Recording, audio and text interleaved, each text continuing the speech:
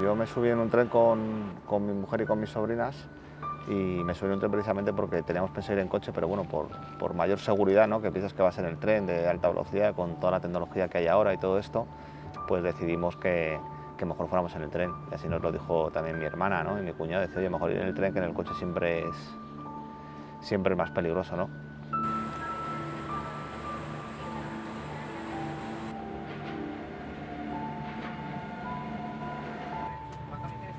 El 24 el viaje fue normal, en tren. Yo no utilizaba el tren habitualmente, llevo 14 años viviendo fuera de Santiago y es la segunda vez que utilizo el tren. La primera fue en Navidad. A priori tenía que ser un buen día porque yo me iba de fiesta, al día siguiente era el aniversario de bodas de mis padres. Estábamos muy ilusionados porque venía mi padre, mi hermano y mi cuñada, venían al bautizo de mi hijo. Venían esa fecha pues porque les tocó. Podían haber venido antes, podían haber venido después, pero bueno, eligieron viajar ese día. A miña nai veraneaba sempre na Coruña e fixeron un desplazamento a Madrid, non? Para ver unha exposición no Museo Reina Sofía, e era unha viaxe relámpago dun par de días e non sabíamos que iba no tren.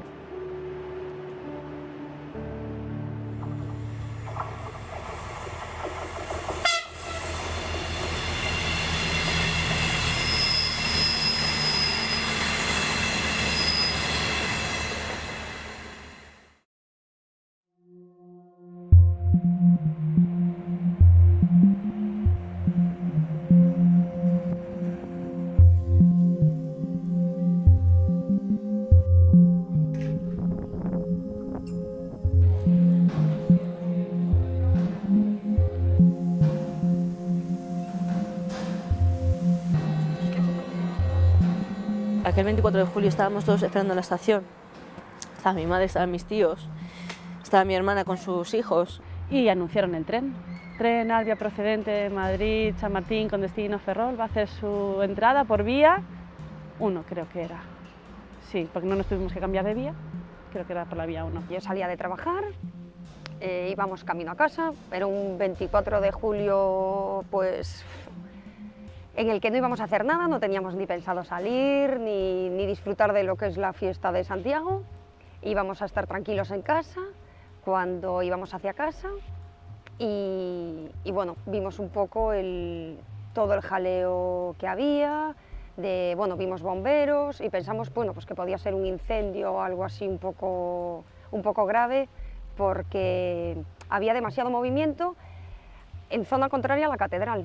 E vamos pues, con toda a tranquilidade charlando no camión cando recibimos a chamada desde un compañeiro que xa estaba no accidente avisando de que por favor que todas as dotacións que había disponibles que se acercasen a Angrois que había un accidente de tren.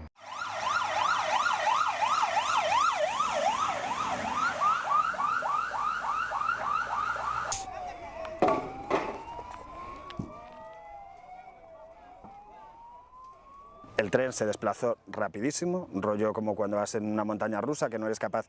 Intenté agarrarme a todo lo que tenía en este lado, no fui capaz de agarrarme. Recuerdo que ya me golpeé la cabeza contra el cristal. Y el siguiente recuerdo que tengo es como una sensación de ingravidez, de que salí disparado hacia el otro lado. A partir de ahí, es decir, yo no perdí la conciencia en ningún momento, pero ya no recuerdo nada. Cando fun chegando a ponte, de repente miro para a dereita e vexo a primeira imaxe que vexo, nunca supen realmente o que vira, porque non era capaz de interpretar todo o que vira. Non? Cando o trato de recordar, eu creo que eu estaba, a sensación que eu tiña era estar vendo a televisión nun campo, non sei, de guerra ou de algo así, pero que non era real. Non? Entón, tuven que pechar os ollos, volver a mirar, e a terceira vez que mirei, pois realmente dime conta do que realmente estaba pasando. Non me fixo falta sair do tren para saber o que había ocurrido, porque supoñía que o que había pasado, e supoñía que a cousa había sido moi grave. Entonces, pois, non me fixo falta salir para fora. De feito, só salín para efectuar a chamada para avisar ao centro de control de Renfe de que había ocurrido un accidente e tal, e nada máis. Se veía muchísimo humo, se veía un tren descarrilar y bueno, empezamos a preguntar qué pasaba, qué se sabía, se hablaba en principio de que si había sido un atentado, que si una bomba, realmente no se sabía, la policía tampoco lo tenía claro. Pasé para adentro, me fui a información, y antes de pasar a información ya estaba todo el mundo hablándolo, había gente que estaba gritando, y fui a preguntar a información y me dijeron, pues sí, parece ser que ha descarrilado el tren, pero ha pasado algo, todavía no se sabe. Nosotros intentamos ponernos en contacto con mi padre, el teléfono de mi padre ya nunca sonó. El de mi cuñada sonaba, pero nada. El de mi hermano unas veces sonaba y otras no. ¿Qué pasa? Decimos, bueno, pues a lo mejor, no sé, están ayudando o tal y se despreocupan porque ellos eran así, son así, igual que lo hubiera hecho seguro que otra persona. Antes de preocuparse de los suyos, que estamos bien, pues a lo mejor, no sé, se hubieran preocupado de otra gente. Chegamos, aquí estaban os bombeiros, estaba a policía, moita policía, e era un caos, isto era un caos, non se sabía o que estaba pasando e o que había, pois eran, non sei, era un espectáculo dantesco, donde o lume, o fume, as caras de desconcerto, os corpos tirados. Parecía máis que nada un estudio con efectos especiais para unha película de catástrofes e que eu creo que nos superou a todos. A primeira visión que temos do accidente pois é unha visión terrorífica, non? Con un montón de vagós amontonados, moita xente nas vías intentando sacar feridos, un incendio no convoi trasero, na máquina do convoi, foron moitas cousas. Volvías a mirar en internet y de repente lees 8 muertos. ¿8 muertos? ¿Esto qué es? Vuelves y le preguntas al de información, oye, mira, que estoy leyendo esto. Y me dicen, es que no te puedo confirmar nada. Pero que aquí pone que hay gente que se ha muerto. No sabemos nada. Claro, cuando ya empiezas a ver 8, 12, 20 fotos de gente tirada, el tren ardiendo, claro, lo que te esperas es que eso explote y que la gente se queme. Yo no pensaba otra cosa. Entonces nos acercamos a un policía que había allí, le preguntamos si podíamos ayudar, él nos dijo correr hacia la vía, empezamos a correr hacia la vía y ya cuando llegamos allí y vimos todo lo que pasaba, pues bueno, nos lanzamos a la vía, Checho se lanzó y se metió ya a intentar sacar gente, yo estaba saltando a la vía, vino un policía y salió un bombero con una niña y dijo, vamos a hacer el campamento de los heridos ahí, quédate tú ahí porque mientras no lleguen los sanitarios no hay nadie que se quede con ellos. Te metes allí, yo creo que iba con los ojos cerrados, o sea, aunque los tenía abiertos, iba con ellos cerrados. Y allí eres bombero, policía, médico, entiendes de todo y no sabes de nada. Y tiras para adelante, o sea, cuanto más gente puedas sacar con vida o puedan tener una buena esperanza de que salgan vivos, mejor, no te pones a pensar en nada, ni piensas si te vas a salir herido tú, si va a pasar algo, si no, te metes y fuera. Y yo soy de los que no puedo ver una operación por la tele, que no va conmigo. Y ese día, pues no sé qué pasó, me metí e punto. Non había ganas nin de falar, es decir, era solo todo cada uno aí para sí, non daba lugar a hablar, es todo tan triste y tan... Solo te metes a lo que es el trabajo, mirar a ver lo que tienes que hacer o lo que tienes que mover, o no te paras a decir esto foi moi grande. Aquí había moito silencio, había moita xente, e había moito silencio. Era, pois, todo como moi caótico, non sabíamos o que pasara e, claro, moito tempo despois me preguntei que tivera pasado se fora unha cuestión dunha bomba, non? Que saltábamos todos polos aires e todos estábamos encima. Pero naquel momento ni se me ocurriu. Simplemente axudamos a quen o necesitaba e aí se queda a historia.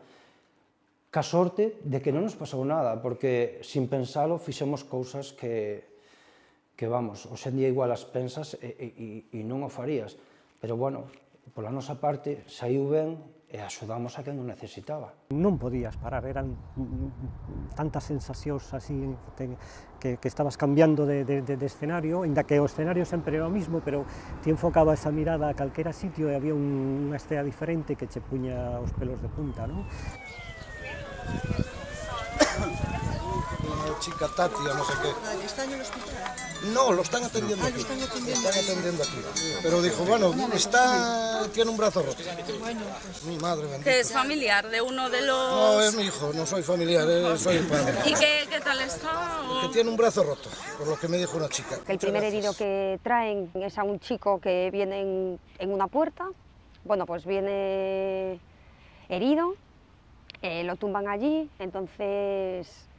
Bueno, claro, él no, estaba muy asustado, no sabía qué pasaba, no sabía qué le pasaba, simplemente sentía mucho dolor en un brazo y me decía que por favor que le dijera qué estaba pasando porque que él solo se acordaba de un golpe muy fuerte.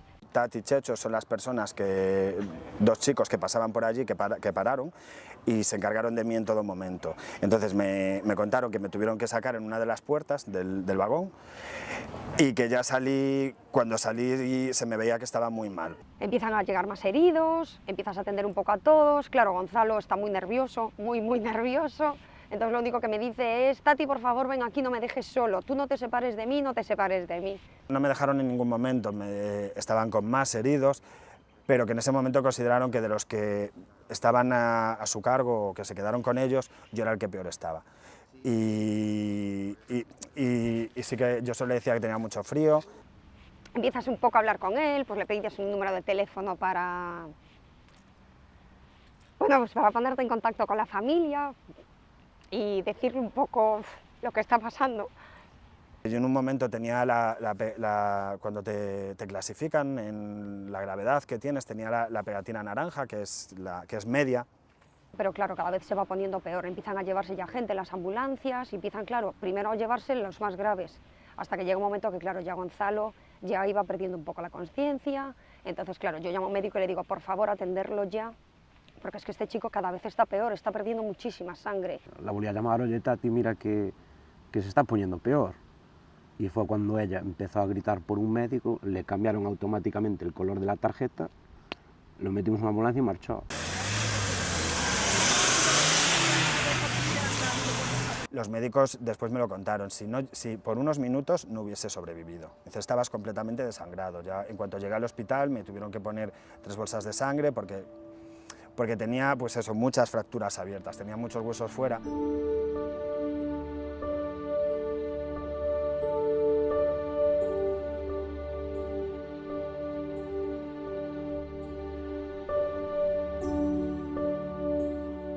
El personal sanitario también estaba súper receptivo a todo, a todo. Pasé a una sala de recuperación, ahora mismo no me acuerdo si era la UCI o la UBI o la REA o el despertar o bueno. Pasé a intentar identificar a una chica que estaba sin identificar, me pusieron la batita, bueno, el gorro, todo, porque esa chica estaba sin identificar, pero no era la persona que yo estaba buscando. Y en quirófanos, también con las descripciones, entraban las enfermeras de quirófanos, gente que se estaba operando, no estaba. En todos los sitios. Fui esperando, entraba el personal sanitario, salían para darte referencias, pero no estaban. Entonces yo decía, no, es que no me lo puedo creer, es que me va a tocar. Es que ¿cómo me va a tocar? ¿Cómo te puede tocar una cosa de estas? Desa noite recordo, bueno, pois o contacto cas familias, non? Esa situación tremenda, cando a partir das 11 da noite hasta as 6, 7 da mañán, que as familias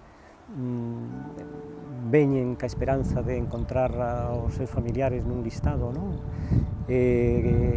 Moitos atopábanos, afortunadamente, pero moitos non nos atoparon. Entón, esa xente, falar con ela era durísimo, porque, claro, era moi difícil decirlle que se non estaban nesta lista, pois que probablemente o pronóstico era grave. Entón, a espera de que salieran os listados dos fallecidos, pois optamos por darlle a información por dosis. De os que non aparecían ali, non sabíamos que estaban mortos, pois había que esperar. E o último listado saliu sobre as 3 e pico da mañá, as 4, e a partir de aí a xente xa se foi para o Cerse. Deiteme sobre as 12:30, sin saber que a miña nai iba no tren. Apaguei o teléfono, e despois, cando encendín pola mañán, en torno ás 8:30, 9 da mañán, xa entrou unha chamada da miña irmá onde me dixo onde me deu a mala noticia, que a nosa nai iba no tren. E, bueno, pues a partir de aí pues, foi un shock grande, tratar de tranquilizarse, de ducharse e tirar para Santiago. Esa incertidumbre a veces es dolorosísima, tanto o más que la pérdida, porque cuando tienes información sabes cómo manejar la situación, pero cuando no la tienes, la cabeza se te va de un lado para otro, entre ponerte en lo peor o no, esto no me puede estar pasando a mí. Al principio la gente sobre todo tenía esa incertidumbre que hace muchísimo daño, pero cada uno tenía su incertidumbre y la procesaba a su manera. O primeiro día estaban expectantes, ca esperanza de que estiveran feridos. E daba moito gusto poderlle decir o seu familiar está en tal unidade, está en tal cama. Pero o problema era cando te tiñas que calar a posibilidade de que fora a aparecer na seguinte lista de fallecidos, non? Cando dicías, bueno, a ver, temos que esperar, pero que os compañeros de Ferrol que viñeron, algún médico que tiña familiares no tren, claro, mirándome os ollos sabía perfectamente que se tes que esperar significa de non sei onde está o teu familiar, pero se non a estas alturas non chego ao hospital, pois non sei onde estará. Y yo lo único que podía hacer, no pasar información, decir, no la encuentro, no encuentro a Marta, no encuentro a mi padre, pero aún quedan, pero no los encuentro. Tú sabes que si no aparecieron, que no van a aparecer. Pero no te lo quieres creer. Yo cuando vi que ya iban por 50 y pico muertos, dije, por regla de 3, uno por lo menos me ha tocado. Yo llevo 3 en el tren, uno me ha tocado. Me tocaron 2. A esperanza era moi pouca, non? Porque había unha lista de... había, digamos, unha lista de sobrevivintes na que non aparecía. Desde as 4 da mañá non fora actualizada esa lista, nin se nos daba explicacións de por que non fora actualizada. Ao longo do día iban dando nomes e chamando os familiares. Non estou seguro de se era para comunicar o seu falecemento ou se era para, en algúns casos, xente que aínda estaba ferida. Pero despois xa, digamos, sobre esa hora, entre as 5 e 6 da tarde, pois xa completaron o listado e xa foron un pouco familia por familia, dicindo, bueno, como se chama a súa familia, tal, buscaban na lista e, bueno, xa se confirmou a fatal noticia, non? El día 25 nos informaron sobre el fallecimiento de Marta, que en Ciudad Real lo sabían antes que aquí, por lo de la prensa, y mi padre no apareció. Mi padre fue el número 73. Fue por ADN, porque ni siquiera era un cadáver. Para salir, no sé si conoce usted. Venía con 2 horas,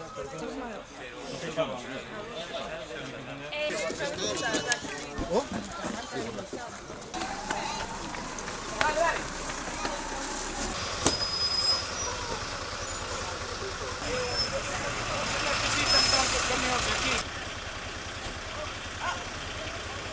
¿No tienes un capacho que esté limpio? Vate a buscar un barreño.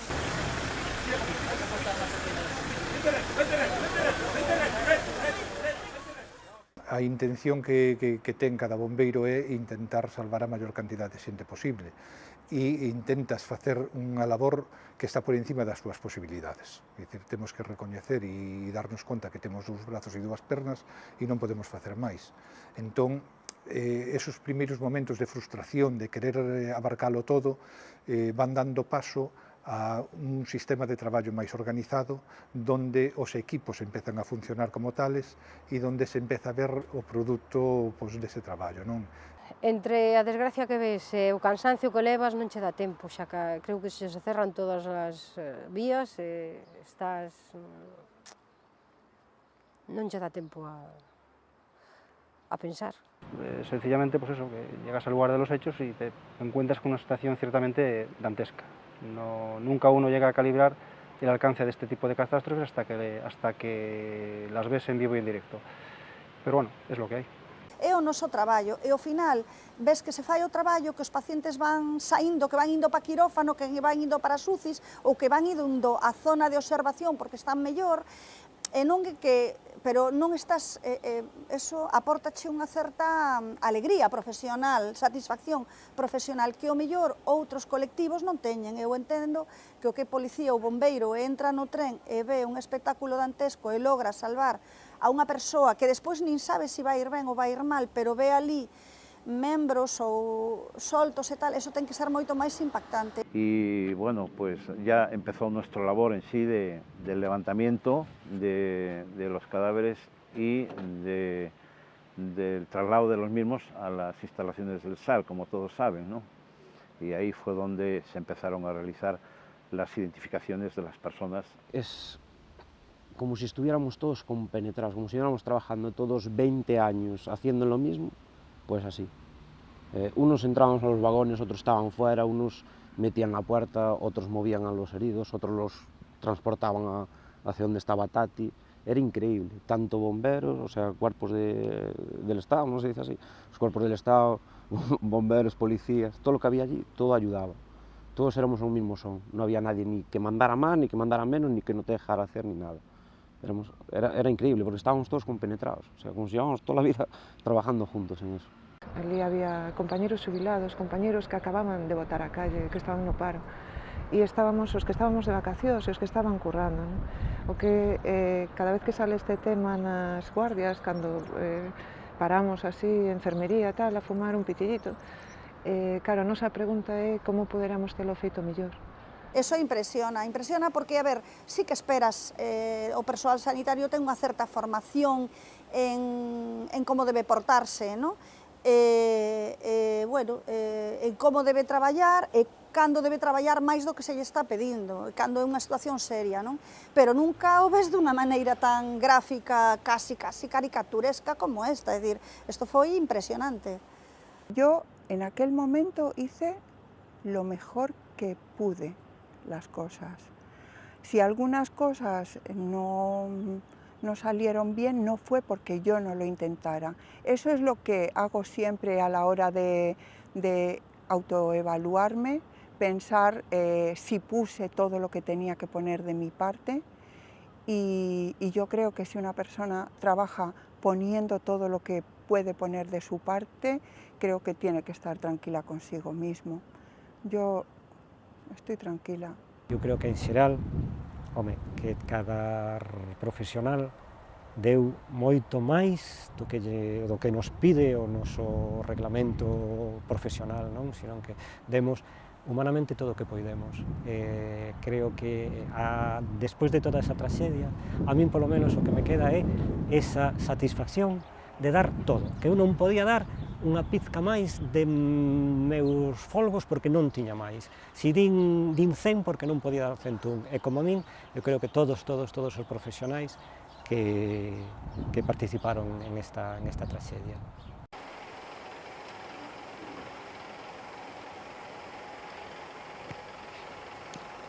Estuve en el hospital ingresado hasta el 13 de septiembre. Creo que tuve 7 o 8 operaciones. Mira, ya ni recuerdo el número exacto de operaciones, era un continuo. Es decir, la gravedad de los traumatismos y de las heridas era bastante grave, valga la redundancia. Es decir, incluso tuve un coágulo que me estaba oprimiendo el cerebro, que era lo que más le preocupaba también a los médicos. Tuve la suerte que se reabsorbió antes de que me tuviesen que abrir. El brazo, este brazo que es el que tengo la mayor parte de las lesiones, este brazo se valoró el amputarlo. Si no se amputó fue porque en el último momento dijeron que no, pero si había cualquier indicio de que hubiese una infección, el brazo lo iban a amputar, porque estaba demasiado mal. En ese momento, pues nada, es que no sabes qué decir. Realmente te pones a llorar y, bueno, o sea, te abrazas a él Y dices tú, es increíble que después de todo lo que se vivió ese día y todo lo que vimos ese día, pues que realmente haya esa pequeña satisfacción, que dices, bueno, pues por lo menos nuestra ayuda sirvió de algo, porque hay alguien que realmente está aquí y que sale adelante, y que después de todo lo que pasó, de todas las operaciones que tuvo que pasar y la situación que vivió, pues que hay algo positivo en todo eso. Siempre me he sentido muy culpable del accidente, de por qué mi familia tiene que vivir esto, ¿sabes? ¿Por qué la gente que me quiere le ha tocado también vivir esto? Porque realmente no te pasa solo a ti, ¿sabes? Todo tu círculo le está afectando, pues iba a decir de la misma manera, yo creo que de la misma manera, en mayor o en menor medida. Es una parte de mí. Yo para mí Gonzalo en este momento es una parte de mí.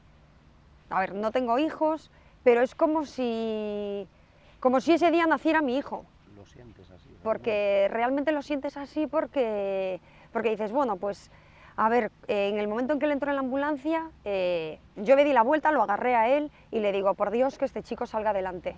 Para mí son como mis ángeles, si hay un ángel de la guarda pues serían ellos.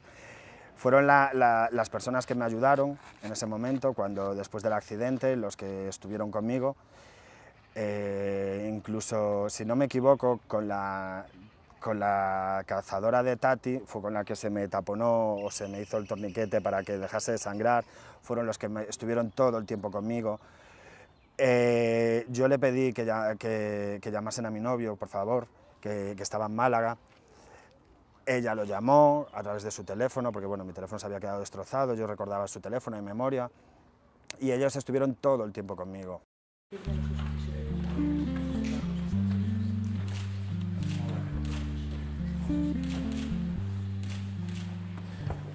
Bueno, boas tardes a todos. Bueno, mañán cúmprense pues, un triste aniversario, de verdad que non nos gustaría estar aquí para nada. E, bueno, queremos con este acto un pouco conmemorar e homenaxear a toda a xente que perdeu a vida en Angrois fai un ano e sobre todo que sirva este acto un pouco para ver que pasou e se hai posibilidade de que isto non volva a pasar outra vez, non?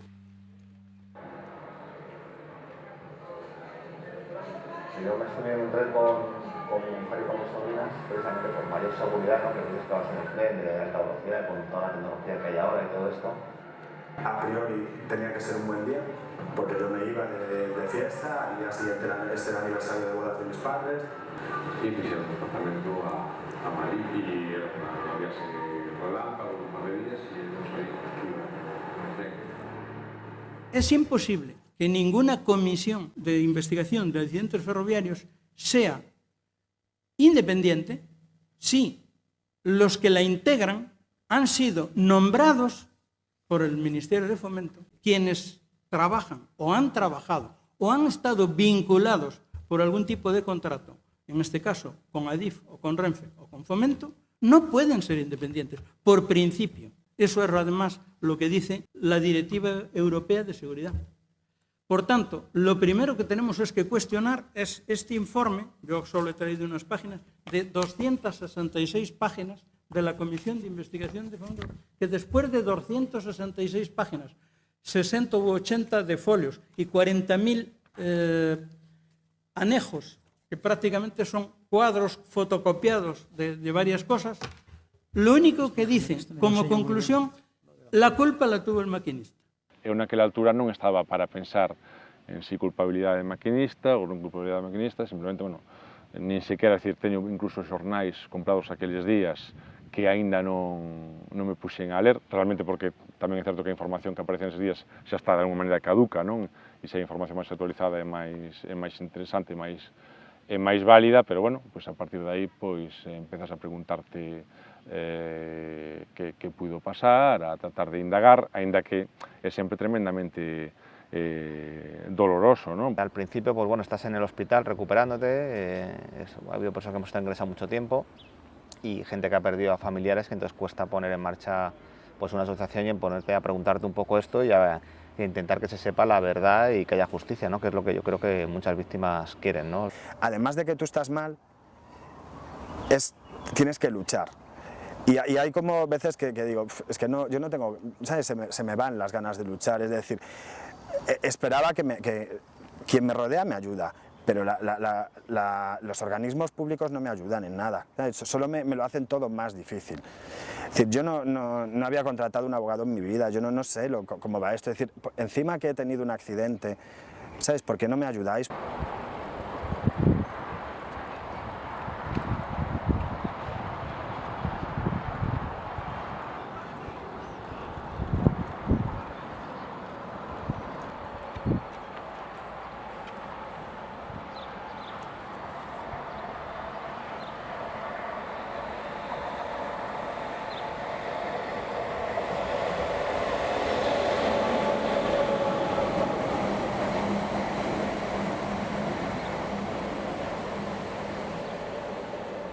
Según va pasando el tiempo y van saliendo más noticias y vas viendo que esto, si vas tirando del hilo, hay responsabilidades políticas. ¿Políticas? ¿Por qué hay responsabilidades políticas? Y yo decía, pero ¿qué te pintan aquí esos señores?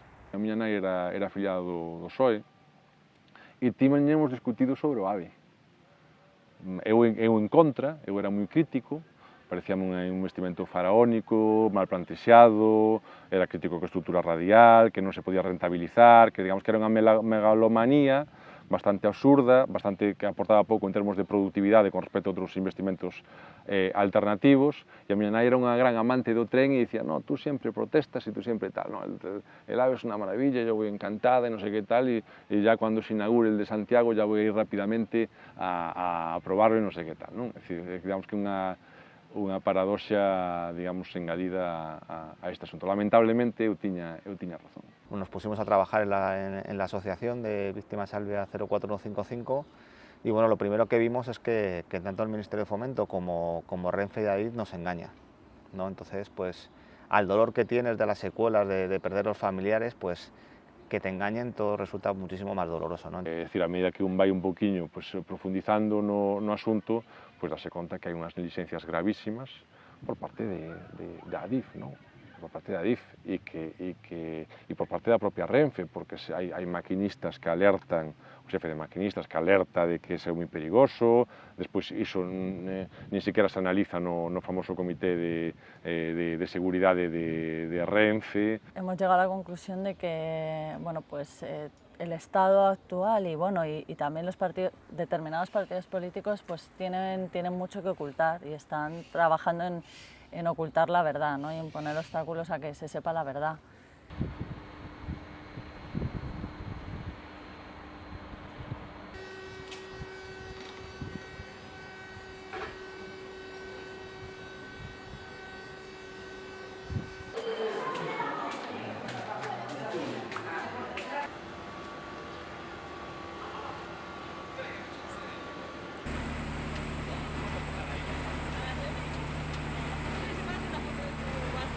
Nosotros cuando cogimos aquel tren lo cogimos porque pensábamos que era un tren de alta velocidad, como nos dijeron y dijo José Blanco en la inauguración del tren, que tenía la más alta tecnología, que contaba con los medios más modernos, en fin, lo que tiene que ser un tren de alta velocidad, como dice la norma. Eso ya fue la primera mentira, que es una estafa, o por lo menos es una publicidad engañosa que está contemplada en el artículo 282 del Código Penal. Y cuando decimos que nos engañan, pues nos engañan yo creo que por dos principales motivos. Lo primero fue que nada más ocurrir el accidente, el secretario de Estado Rafael Català y el presidente de Renfe y de Adif, pues lo primero que hicieron fue a los muy pocos días, es negar que era un accidente de la alta velocidad, ¿no? Poniendo por encima los intereses comerciales. Entonces, esto, claro, pues que te engañen y que encima intenten engañar por intereses comerciales cuando hay 80 muertos encima de la mesa y más de 140 heridos, pues duele mucho, ¿no? Hay grandes constructoras que se verían afectadas por la conclusión evidente que a alta velocidad española é unha chapuzada. Eso, claro, fai que grandes constructoras, que son as que financian aos grandes partidos, saísen salpicadas. E, por lo tanto, pues, están facendo o posible e o imposible para que non saian salpicadas, para que poidan seguir, digamos, aspirando a adjudicacións no estranxeiro, por suposto que funcionan tamén a base de cazo, porque ningún gobernante estranxeiro sensato a partir de agora, digamos, lle compraría aos españois o tren de alta velocidade. Y luego también nos engañaron porque ellos se centraron en señalar como responsable, como único responsable al maquinista, ¿no? Y evidentemente el maquinista se distrajo y tiene su parte de responsabilidad, pero lo que no contaron en su momento es que el maquinista atendió una llamada de teléfono de un teléfono corporativo y una llamada que está autorizada. Además, en los manuales de comunicación tienen que atender bien la llamada, que entienda bien el mensaje, ¿no? Que dicen que sí, que ese señor Garzón, que tuvo mucha culpa, porque fue un irresponsable al ir distraído y a más velocidad de la permitida. Claro, porque iba distraído. ¿Y si da un infarto? Además, ese maquinista que se distrajo supuestamente debería llevar un sistema de respaldo, de tecnología, que como veremos no estaba activo pese a que lo habíamos pagado entre todos, ¿no? Y bueno, entonces aparte de estas mentiras que ya incluso los peritos y bueno, ya han dicho que era una línea de alta velocidad y un tren de alta velocidad, nadie se imagina, ya luego está el sentido común, o sea, una máquina de 400 toneladas a más de 200 km por hora no puede depender de la pericia de una persona, porque esa velocidad no es capaz de gestionar eso. Es más, en el siglo pasado, cuando los trenes no cogían ni 100 km por hora, iban 2 maquinistas, y ahora va un maquinista y vamos a más del doble de la velocidad, ¿no? Venga, estás en el kilómetro 80, ¿no hay una referencia? Antes del puente. Antes del puente, de acuerdo. Sí, en el kilómetro 80 fue donde tomé la curva a 200, bueno, a 200 no, a 190, una cosa así. Claro, venía en verde. Y tenías que tomar los 80, ¿no? Sí, y tenía que pasar a 80. Vale. Ay, Dios mío. Pero eso ya se lo tenía dicho al de seguridad, que eso era muy peligroso. Somos humanos y se nos puede pasar. Es que eso es inhumano, esta curva. ¿Entiendes? O sea, es que con una luz y precaución, es que no puede ser, hombre, que hagan estas cosas, hombre.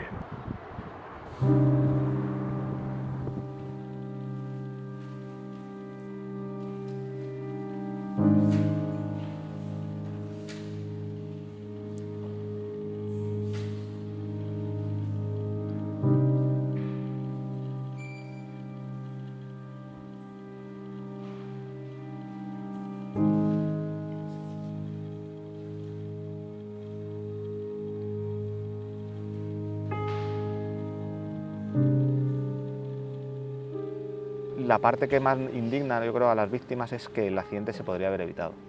Y yo creo que este punto es clave, ¿no? Porque se podría haber evitado porque hay 3 decisiones, estamos hablando de 3 decisiones diferentes, de tanto del gobierno actual del Partido Popular como del gobierno anterior del Partido Socialista, que si no se hubieran tomado, el accidente se habría evitado, ¿no? La primera es que en el 2010, siendo ministro José Blanco, lo que se hace es se cambia el proyecto, ¿no?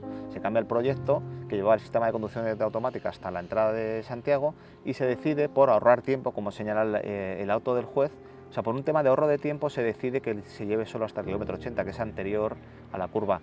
Si esta primera decisión no se hubiera tomado, los peritos independientes e incluso alguno de parte confirma, porque es un sistema de conducción automática que hubiera tenido que atender, entonces el accidente no se hubiera ocurrido.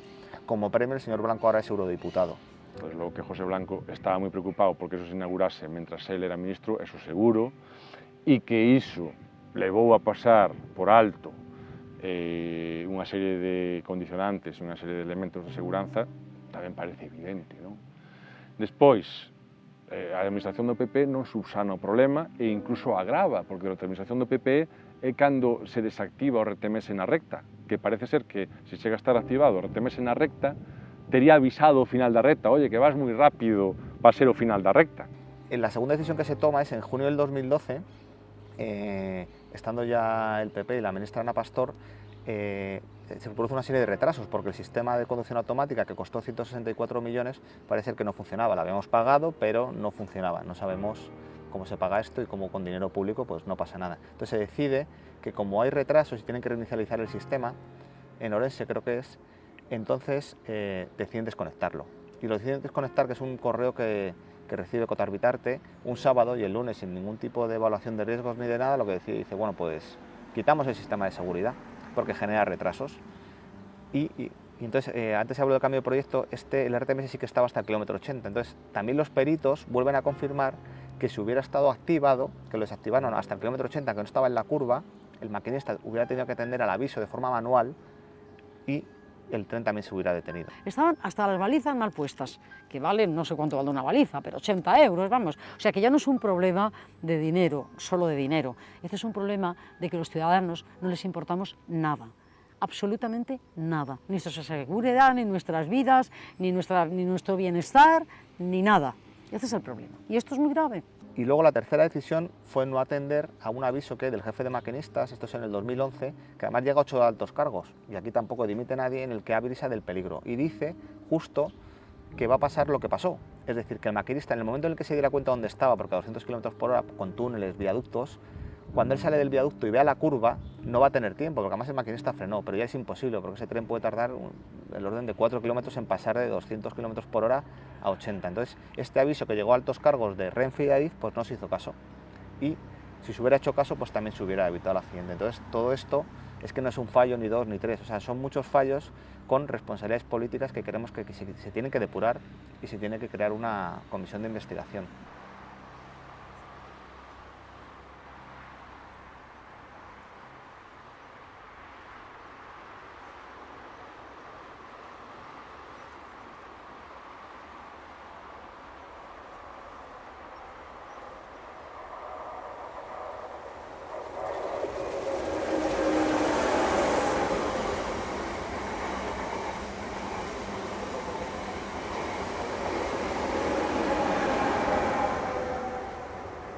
Claramente se ve una estrategia conjunta del PP y del PSOE en impedir precisamente que se forme esa comisión de investigación parlamentaria y que se depuren las responsabilidades políticas, que sin duda las hay. Tuvimos una entrevista con la ministra, personalmente, nos recibió a la asociación y nos dijo que, hombre, por Dios, que iban a colaborar con la justicia, que ellos querían esclarecer la verdad, que lo querían todo. Pero ellos, después de decir eso, se han negado, tanto el Partido Popular como el Partido Socialista, a crear una comisión de investigación parlamentaria. Porque una comisión de investigación parlamentaria, un accidente gravísimo, el más grave de los últimos 70 años en España, requiere eso, porque requiere depurar no solo responsabilidades penales, sino también responsabilidades políticas, que a verlas haylas. A cambio nos plantean una subcomisión de investigación en el Congreso que es a puerta cerrada y que ni siquiera trata del accidente, sino del sistema ferroviario español. No sé cuántas veces se ha pedido en el Congreso y siempre han dicho que no. ¿Por qué? ¿Cuánta gente necesitan? ¿Qué más les da? Si se gastan dinero en cambiar las ruedas a los 25 coches que utiliza cada uno, ¿por qué no van a hacer una comisión política? ¿Por qué no la tienen? Sí tienen responsabilidad. Yo soy ciudadana y voto. Voto a quien yo quiera que me represente y a quien yo quiero que me cuide. Y por lo tanto, como ciudadana, yo tengo todo el derecho a pedirle responsabilidades a ellos, porque ellos son los que me representan a mí. Si no lo hacen bien, no tienen por qué seguir ahí. Es un trabajo como otro cualquiera. Si tienes unas responsabilidades, pagas. El señor Garzón iba con exceso de velocidad, irá a la cárcel. Pues tú como responsable político no has hecho las cosas bien, paga por ello igual. Yo mando sobre ti, yo te voto. Tú cobras mi dinero, de mis impuestos, de mi trabajo. En el ámbito judicial lo que estamos viendo es que pese a que el juez imputa a toda la cúpula de Adif, ¿no? que eran responsables de la seguridad de los viajeros, ¿no? porque además no cumplieron su objetivo, que es una empresa de transporte público, es llevar a sus pasajeros a destino, y no lo consiguieron. Lo que consiguieron fue 80 muertos y más de 140 heridos. Entonces, ahí tiene que haber responsabilidades políticas, y más con cambios de proyectos que deciden ellos. Entonces, el juez los imputa y lo que vemos es a la abogada del Estado diciendo que está haciendo una inquisición el juez.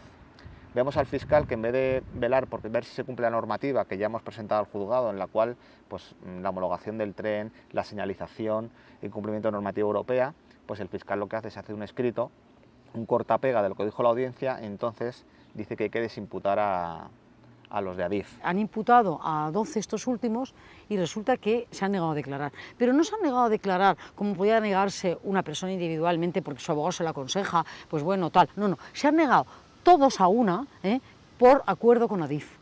Y yo me pregunto, si no tienen nada que ocultar, ¿por qué no declaran? Si no tienen nada que ocultar, que vayan y ayuden a la justicia y tiren del hilo y vean las anomalías.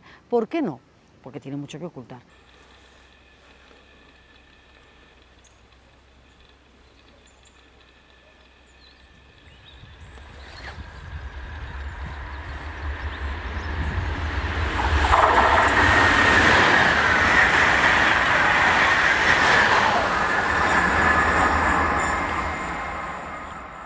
das cuenta que ni siquiera tenemos un tren de alta velocidad, porque encima resulta que hay anchos de vía. Y resulta que ese tren tenía 3 puntos distintos, llevaba la máquina de un tren que funcionaba eléctrica. Pero es que también llevaba otro vagón que era más ancho, que iba a gasoil. Y luego en medio le metían la cafetería, pero como no tenía suficiente potencia porque es de alta velocidad, le metían otro más detrás. Es un tren que hasta donde nosotros hemos visto, y en eso estamos también, no está homologado, porque era la serie S730, pues resulta que no está homologada, sino que lo que está homologado es la serie S130 del Talgo, pero que no tiene nada que ver, porque aquí le han puesto 2 locomotoras y dos departamentos que tienen un depósito de diésel y cada uno pesa 46 toneladas, y que eso produjo que el tren descarrilara. En este caso concreto, por parte de la administración pública no ha habido ni siquiera la decencia de pedir disculpas. Y esto me parece muy grave. Por parte del conductor, por ejemplo, como sabéis, el hombre que, en fin, fue culpable en parte, evidentemente, ha pedido perdón porque el hombre está francamente dolido por lo que ha ocurrido. Es curioso que por parte de la administración no se haya pedido perdón. O que fai o Estado non asumir a súa responsabilidade e tratar de protexer aos irresponsables que forman parte do Estado, é dicir, nomeadamente da DIF, non? Nomeadamente da DIF e xente que políticamente está por riba da DIF, non? Os propios ministros. Nosotros lo que pretendemos y seguimos denunciando y seguiremos reivindicando es que efectivamente se cumpla la normativa europea y se cree una comisión de investigación de accidentes ferroviarios que sea realmente independiente. La que ahora mismo está emitiendo informes y defiende la tesis oficial, que es que toda la culpa fue del maquinista, cuando en este accidente ha habido múltiples causas, es una comisión que tiene entre sus miembros a personal, a técnicos que están vinculados directamente a Renfe y a DIF.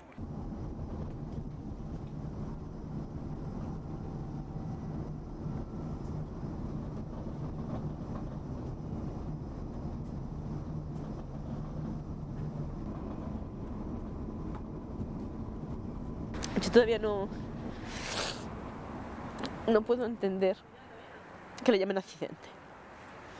Un accidente es algo inevitable, es algo fortuito que ocurre de casualidad. Y esto no fue casualidad. Hay una serie de factores que se acumularon y llegó el día. Yo no me montaría en un coche sin frenos. Llevo 35 años haciendo el mismo camino, pasando por las mismas vías. Y si yo hubiera sabido que iba en un tren sin frenos, no me hubiera montado. Ni hubiera montado a mis hijos. Ese día le tocaba a mi padre y a mi cuñada y a mi hermano, pero podíamos haber ido todos. Ha habido viajes que íbamos todos. Ocupábamos un vagón entero y íbamos todos. Ahora no volveremos a montar más. Matamos 81 personas. Más una chica que iba embarazada y se le notaba bien que ese bebé no ha llegado a nacer, con lo cual son 82. Matamos 82 personas y aquí no ha pasado nada. Y hay que vivir con eso y estar viendo noticias y estar viendo que todo lo que te prometieron no se cumple.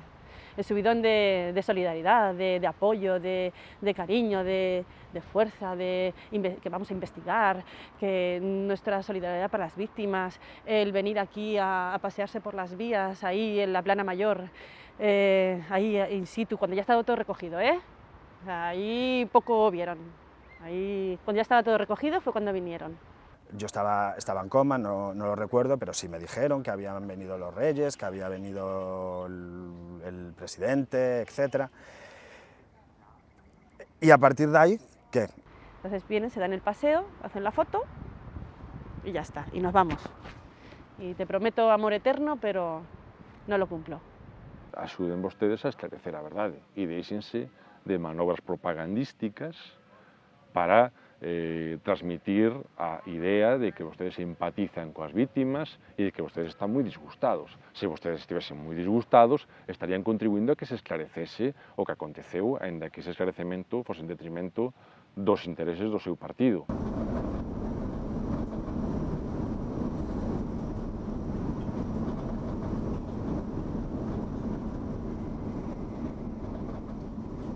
Es muy duro, es al dolor que hemos tenido, bueno, y que tenemos las víctimas y los familiares, ¿no?, que han perdido a sus seres queridos, pues se une también la rabia de ver cómo impiden que se sepa la verdad, cómo quienes deberían, ¿no?, las instituciones que deberían velar porque este caso se aclare, se sepan todas las circunstancias del accidente, sepamos la verdad de lo ocurrido y que se asuman responsabilidades.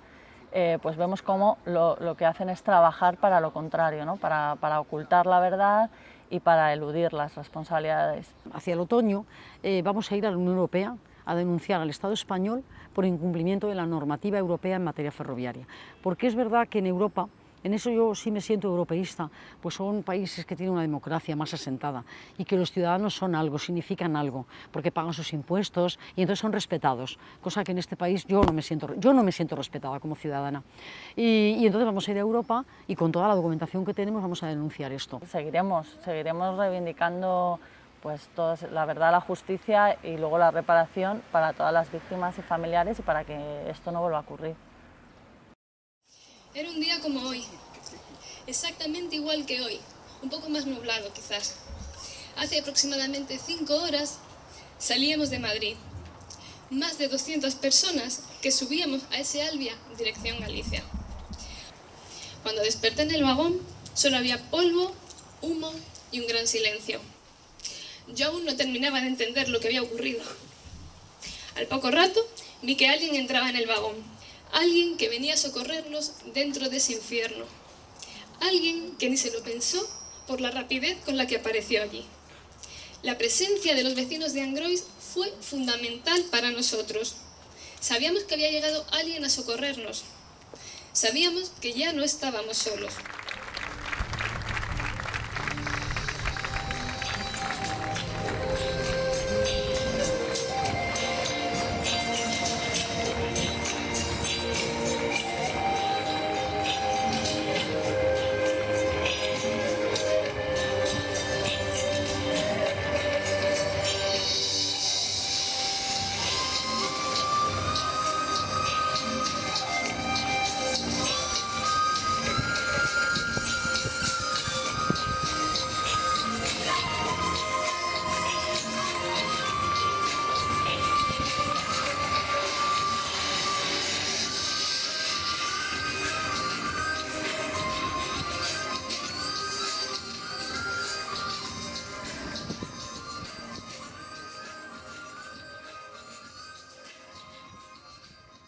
O día donde íbamos a mirar os ollos ás persoas que aquel día tivemos diante de nós e poder falar con eles, porque ese día non era un día de falar, era un día de o que che faga falla, non? De falar de tú a tú, de ao mellor comentar cousas, como podíamos estar cos que estaban dentro, o sea, cos que estaban fora, para nós era algo que, nun día tan humano, non? Que era volver un ano despois. Entón, por iso que diferenciar esas dúas cousas, non? Un poquinho a parte humana e a parte mediática, política, etc. Os propios veciños de Angrois, a verdade é que foron grandes antes e volven a ser grandes agora, dicíndolles que isto ten certo mérito, non? Nun país onde se reverencia tanto o poder, dicir, non, que lle van a dar plantón a Xunta no das medallas de Galicia, non? Son merecentes de toda a miña admiración os veciños de Angrois por darse conta de que están sendo utilizados nunha estrategia propagandística do poder, non? Para min, todo o que vivín durante este ano, o máis importante foi iso, todo o resto, premios, ben, a min quedome igual co que me dá a man como co que me dá unha medalla de ouro, porque o acto sempre será o mesmo, un acto humano.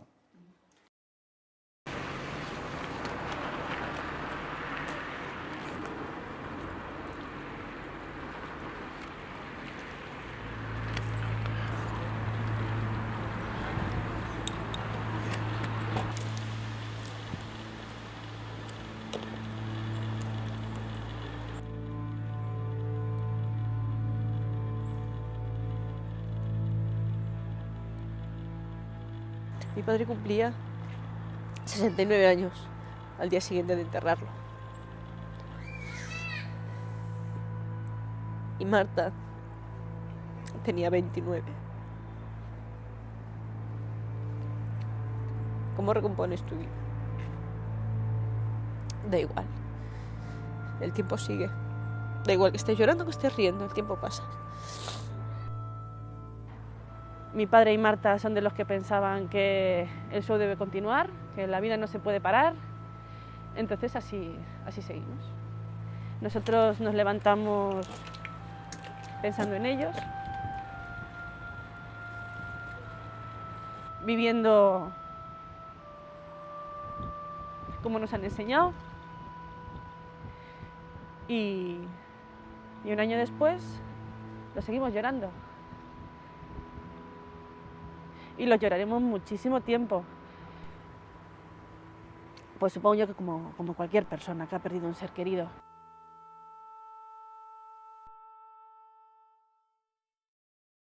A verdad que faite reflexionar é dicir que a vida pode se acabar en un segundo e o que hai que intentar pois, é disfrutar do día a día, disfrutar da tua xente e intentar vivir a vida o mellor posible dentro das posibilidades que ten cada un. E nada máis. Fas un examen da tua vida, non? De decir, coño, se eu chego a estar nese tren e son unha víctima, que podía contar, non, da miña vida? Entonces, planteaste moitísimas cousas que hasta ese momento realmente non os planteaches, porque non viches tanta morte tan cerca, non? Cando pasou todo eso, decidí retomar as miñas vacacións, porque estaba de vacacións, e irme á praia. Ao chegar á praia, claro, dime conta de que iba a tardar un ratito en volver a ver persoas e deixar de ver corpos. Porque había unha persoa que, as persoas somos así peculiares, tomando a siesta na praia, e eu que vin en realidad foi un corpo coberto por unha toalla. Entón non puden evitar poñerme ao seu lado e comprobar que respiraba. Me fun pa a orilla do mar e choraba e reía polo idiota que me sentía de que, a ver, as persoas siguen tendo o corpo e poden tomar o sol e poden dormir a siesta e non hai problema, pero a tensión emocional, non, que estaba descargando, pois por eso, porque deixara de ver persoas e ahora só veía corpos cubertos con toallas esta vez, con mantas cando estaba aquí. É moi difícil de explicar porque somos un servicio, eu creo que a parte do noso, da policía, por exemplo, somos servicios donde a fortaleza física ten que imperar sobre todo e non damos moita rienda suelta aos sentimentos. Creo que é unha equivocación, pero que non falas con fluidez do tema. Entonces, cada un ten as súas vivencias, de vez en cando te sentas, sacas unha conversa, e si se fala, pero falas 5, 10, como moito 15 minutos, e a partir de aí a xente se volve a pechar, non quere falar, mostrar debilidades, creo que hai xente que o interpreta como que non está ben, e todos somos débiles, todos somos personas e todos temos debilidades, que non nos queda máis remedio, e todos temos un corazón, e o corazón sufre, que iramos ou non que iramos. Entonces, eu creo que a veces, con esa imaxe de que somos superhomes, somos como os demais. É dicir, escollimos unha profesión que é difícil, que é dura, pero que temos que saber vivir con ela tamén. La cantidad de heridos y la cantidad de muertos que había, pues desborda a uno, ¿no? En estos casos tenemos que mentalizarnos, sobre todo nosotros, en el aspecto de que tenemos que ver todo este tipo de cosas y mentalizarnos y separar los sentimientos del trabajo. Entonces, realizar el trabajo porque para nosotros la función fundamental es identificar a la gente y entregársela cuanto antes a sus familiares y sin que no haya ninguna equivocación. A mí lo que más me sorprendió de todo, que es la imagen que tienes así un poco, ver a los policías llorando. Ver a los policías, a dos policías que se sentaron allí en la vía, que se agacharon, se pusieron así y empezaron a llorar. Esta gente realmente está preparada para eso. Y dices tú, Dios mío, si esta gente que se supone que está preparada para esto, a ver, no en esas magnitudes, pero que están más acostumbrados a ver estas cosas, a ver accidentes, a ver, lo está pasando así, realmente, ¿qué es lo que estamos viviendo aquí? Eu recordo cando dimos o primeiro descanso, que debían ser aproximadamente ás 11 da noite ou 11 e pico, os compañeiros sentados nas vías, falando entre sí, vendo caras de algunha con moita tensión, outros que para facer unha pequena coraza e non sentirse feridos durante o tempo que lle quedaba de traballo, pois a veces ter que botar man do humor negro, que é unha maneira de parar todo ese dolor que tes.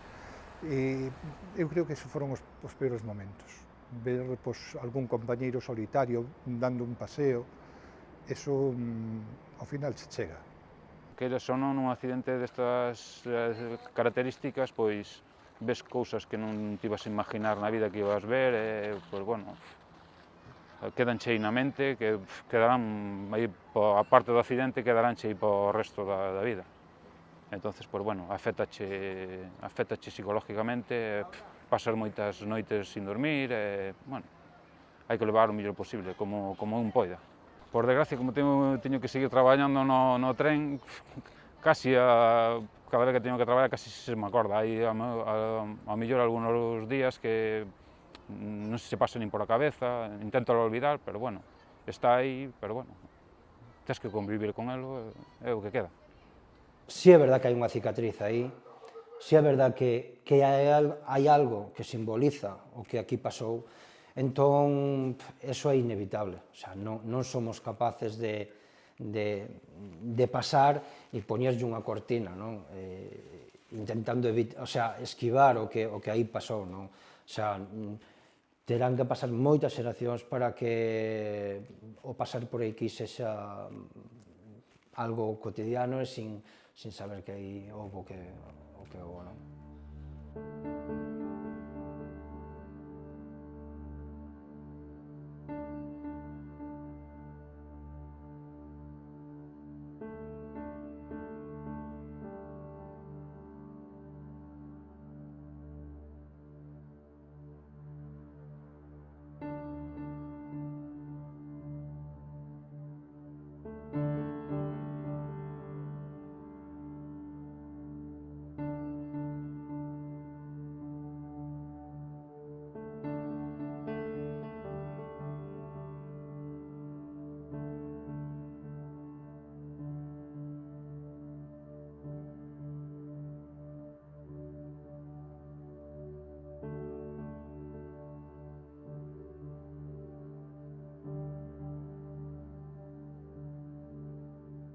Si tuviese que sintetizarlo, sería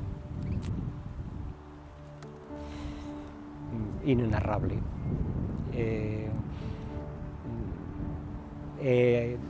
Non sei, inenarrable, unha cuestión inenarrable atemporal. Un caos, cun resultado fantástico, unha anestesia sensitiva tremenda, porque non podías deixar sentir o que... Eu creo que tampouco eras capaz de sentir en ese momento, porque sabías o que tiñas que facer, pero non había cabida para outra cousa. As persoas temos moitas cousas terribles, pero temos cousas absolutamente estupendas. E iso, non sei, eu aquel día me quedei reconciliada ca humanidade. Con pequenos xestos fanse grandes cousas, non? E iso é un pouco o que me queda que se esqueza, non? Que se deixe un pouquiño no olvido. O sea, o que tanto durante un ano se dixo de que éramos héroes por axudar, pues que se deixe aí no olvido. Hicimos un juicio crítico en su momento y ese juicio crítico lo hacemos de cuando en vez, un poco rememorando lo que se hizo bien y lo que podríamos haber hecho mejor. No quiere esto decir que se hayan hecho las cosas mal, se hicieron, yo creo que bien, ajustados a nuestros principios de actuación y a lo que la sociedad espera de sus cuerpos y fuerzas de seguridad. Para mí, a frase que debería cerrar isto era que temos que estar preparados para o peor, e o peor que está por chegar. Un día importante, que casi volviches a nacer, e como me di moita xente, é un cumpleaños máis na túa vida. Sí, será un cumpleaños máis na miña vida, porque tuve unha suerte de poder contarlo, e de estar aquí, e poder seguir vivindo. Esto ha sido una pesadilla. Para mí esto es no sé, es como un infierno. Sí, pues ha sido una pesadilla. Caos, porque en ese momento no sabes qué hacer, no sabes cómo reaccionar, te metes y haces las cosas un poco a lo loco. Pero por otro lado, para mí fue algo positivo. porque, bueno, conocí a Gonzalo y bueno, dentro de la tragedia siempre tiene que haber algo positivo.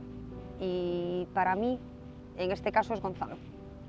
El saber de que gracias a nosotros le cambiaron la tarjeta, lo metieron y mira, llegó justo a tiempo para poderle salvar la vida, eso sí que no lo voy a borrar de mi cabeza, ni a Gonzalo, ni a José, ni a su familia. Ahora, el resto, si lo pudiera bloquear ahora mismo, lo bloquearía para siempre. Para siempre. Muy duro.